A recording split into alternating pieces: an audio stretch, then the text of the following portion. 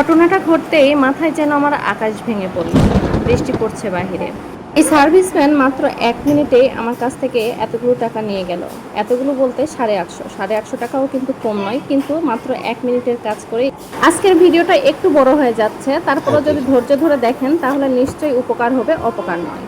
ভিডিওটা দেখলে আপনাদের জানা থাকবে, তাই আপনাদেরকে আর এভাবে টাকা খরচ করতে হবে না, আপনারা নিজেরাই কাজটা শেষ করে ফেলতে পারবেন। যাই হোক, ফ্রিজের গ্যাস কিট নষ্ট হয়ে গিয়েছে, হাওয়া বেরিয়ে যেত, তাই ফ্রিজে বরফ জমে থাকতো, নয়তো কোনোটা ফাঁকা হয়ে থাকতো। ফ্রিজের খাবার নষ্ট হওয়ার সম্ভাবনা বেশি, তাই কোম্পানিতে জানানোর পরে সেখান থেকে বেশ কয়েকদিন পরে একজন সার্ভিসম্যান আসলো। তো সার্ভিসম্যান আসার পর দেখুন কত সহজে গ্যাস কিটটা লাগিয়ে দিল। উপরন্তু আমার গ্যাস কিটটা নিয়ে যাওয়ার জন্য প্রস্তুতি নিয়েছিল, কিন্তু আমি সেটা দেইনি। জানি না সেটা নিয়ে গিয়ে আবার কারো ফ্রিজে লাগাতো কিনা, তাই আমি সেটা নিতে দিইনি।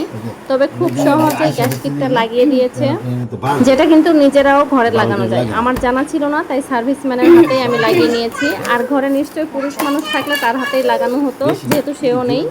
তাই বলি সার্ভিসম্যানকে টাকা দেওয়ার কোনো দরকার নেই, একদম সহজে এই গ্যাস কিটটা লাগানো যায়, তাই কাউকে টাকা দেওয়ার দরকার হবে না। ভিডিওটা দেখলে অবশ্যই উপকার হবে।